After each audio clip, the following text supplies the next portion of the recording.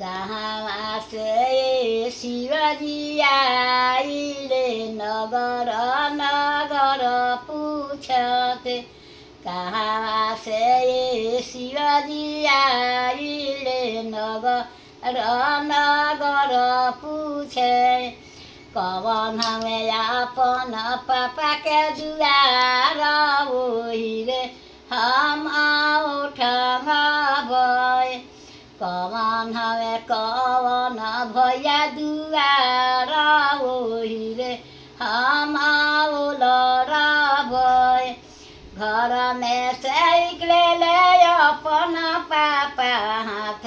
में गलैचा ले हाथ में गलैचा ले झाड़ी के बिछल सतरंजिया भले रे शिवजी लरे झाड़ी के बिछल सतरंजिया भले रे शिवजी लरे बाबा धाम से आवेले शिवजी तो नगर नगर पूछे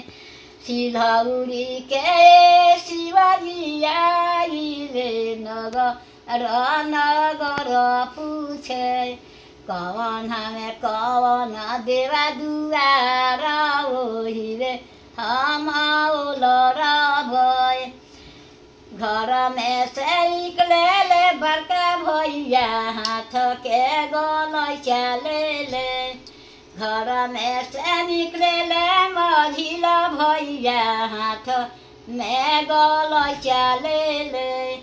झाड़ी के बिछल सतरंजिया भोले रे